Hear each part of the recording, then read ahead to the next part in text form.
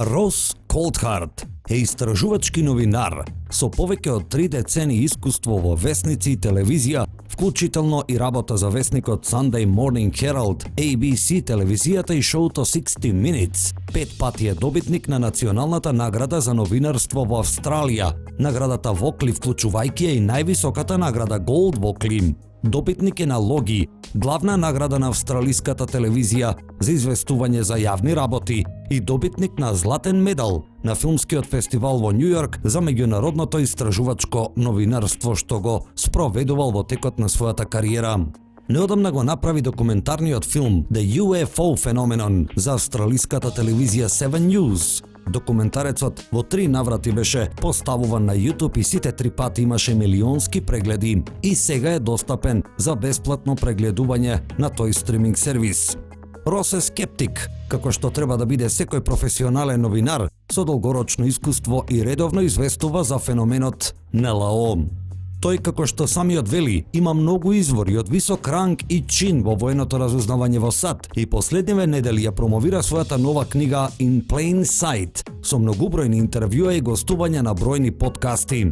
Неговите интервјуа се навистина интересни и откривачки, а во еден од популарните интернет подкасти за оваа тема тој вели дека неговите извори му кажале дека војската во повеќе наврати пронашла НЛО кој ги конфискувала и ги проучувала. I mean, for example, one of the things I wrestled with when I was doing my documentary was, do I tell the story of alleged crash retrievals? And I agonized about it. To be honest, I was really nervous about it because even though I had the former Director of Science and Technology Development from the US Navy, no less, Nat Kobitz, on the record telling me that he was briefed into an alleged program which allegedly involved the retrieval of multiple non-human craft. Едно од работите за кој размислував кога го правев документарецот е дали да ја раскажам приказната за наводните пронаоѓања на срушени летала. Многу размислував за тоа, да бидам искрен се нервирав, заради тоа што иако поранешниот директор за научно и технолошко развивање од американската морнарица Нет Кобиц ми даде изјава кажувајќи дека бил брифиран за наводен програм кој наводно вклучувал и пронаоѓање на повеќе летала не направени од човекот. I have heard that a craft was recovered from the Indian subcontinent. That's what I was told by somebody with a smirk from the intelligence community. And I was told that it was taken as part of Operation Moondust to the Wright-Patterson Air Force Base. And, bottom line is, I don't know if it's true or not, but I was gobsmacked to go through the CIA's library. And if you go into their online archive, and I've got the links to this in my book, you will find a document, in fact, multiple documents that refer to Operation Moondust, tracing and attempting to recover a flying saucer. That's the word they use, a craft that has been discovered in one case in Nepal and in another case in a province of Afghanistan. Слушнав дека леталото било откриено во индискиот подконтинент. Тоа ми го кажа човек од разузнавачката заедница. Ми беше кажано дека леталото било земено во рамките на операцијата Moondust и пренесено во Wright-Patterson воздухопловната база и не знам дали е вистина или не, но бев чудовиден кога отидов на онлайн архивата на ЦИА. Линкот го објавив и во мојата книга и ако отидете на онлайн архивата на ЦИА, ќе најдете повеќе документи кои се однесуваат на операцијата Moondust, која пратела и се обидувала да пронајде летечка чинија. Тие се зборовите што тие ги користат во нивните документи. Летало што во еден случај било откриено, мислам дека беше во Непал, и во друг случај во една провинција на Авганистан. Рос овде зборува за официјалната онлайн архива на ЦИА, која што е достапна на нивниот официјален сајт и каде што се објавени бројни декласифицирани документи. Рос вели дека овие документи самата ЦИА ги декласифицирала и објавила на својот сајт во времето кога Бил Клинтон бил председател и вели дека бил запрепастен кога ги пронашол во отворена јавна архива на интернет сајтот на агенцијата. Кога зборував со моите извори од разузнавачките служби, бев зачуден колку многу од нив ми кажуваа за овие работи, но off the record, вели Рос, кој ги убедил дека нивниот идентитет нема да биде откриен, па така се охрабриле да разговараат со него за феноменот за потребите на неговиот документареци за книгата. And it just gobsmacked me that here in the CIA's archives there was a document that asserted a craft retrieval, or at least an attempted craft retrieval.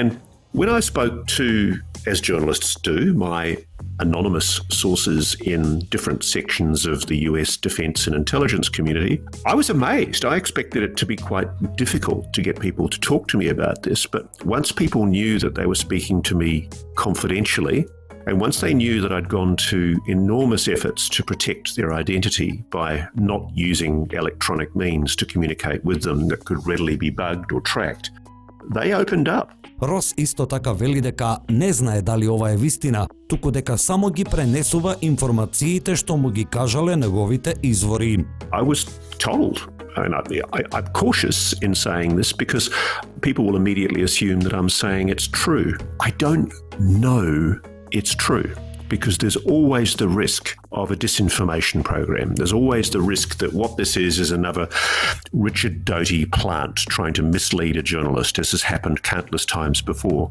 But I was told that, yes, there is a program. There is an active, ongoing program where the US government has recovered craft. Вели дека можно е да му сервирале и дезинформации намерно, како што на многу новинари и му се случувало, но вели дека му било кажано дека да, имало програм, активен програм кој се уште трае, во кој се пронајдени летала. I'm making no secret of the fact that when Nat Kobitz went on the record with me and said, yes, you can quote me, I was briefed into a UFO retrieval program. He introduced me to people. He put me on to people that he knew inside the defense, science, military infrastructure. And those people spoke to me because Nat recommended that I do. And they've trusted me with their information. And I think there's something to it. Нет Кобиц му рекол дека може и да го цитира, кога му кажал дека бил брифиран за програм за пронаоѓање НЛО летала. Вели Рос, кој исто така интересно вели и дека не е убеден дека сите летала се срушени. Тоа го дознал од познатиот астронаут и шестиот човек што чекорел по месечината, Едгар Мичел.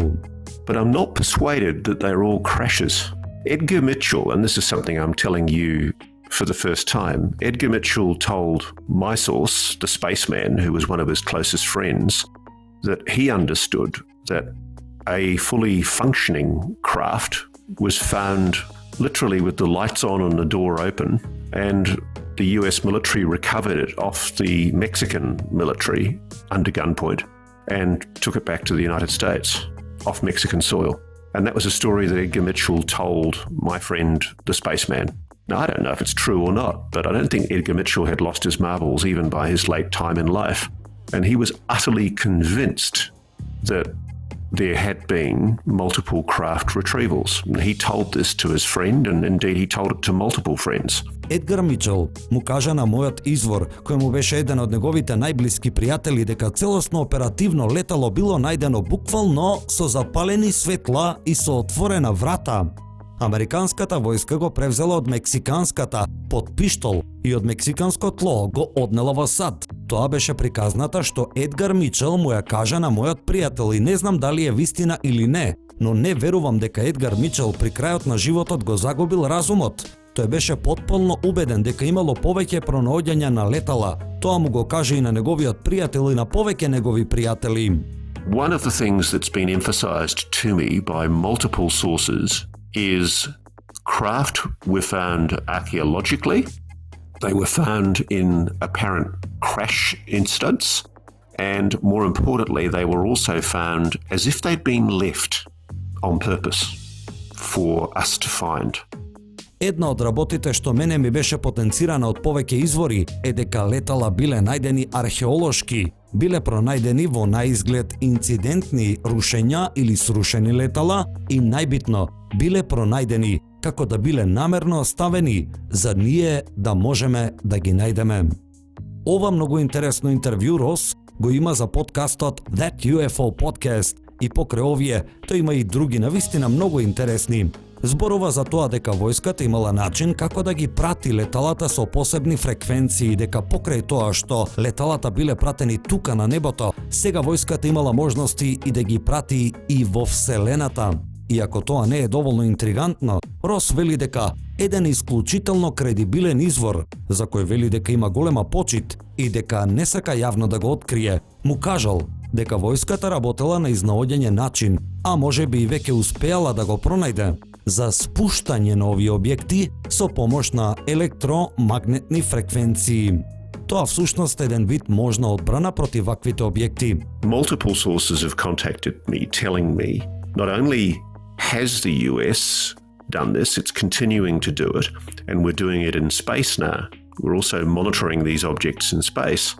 The allegation has been put to me by a source that I hugely respect but won't name, that the United States is exploring the possibility, and may indeed have already attempted to do so, of using these frequencies to bring down these objects. So essentially an offensive strategy against one of these objects to deploy the electromagnetic frequencies of this object against it to try and bring it down.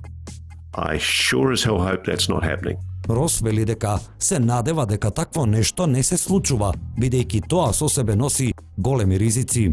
Исто така тврди дека Луис Елизондо, кој што ја водеше поранешната програма на Пентагон за проучување на НЛО насловена A-Tip, изјави дека уште од 2014 година воените пилоти секојдневно гледале и снимале вакви објекти во близина на брегот на Вирџинија. Елизондо потенцирал дека некои од видеата се запрепастувачки и многу јасни, но не се објавени. Новинарот вели дека ако се објават, тоа ќе биде крај на играта. Game over. I mean, I haven't seen these videos, I've had them described to me. From what I've heard, if they were released, it would be game over.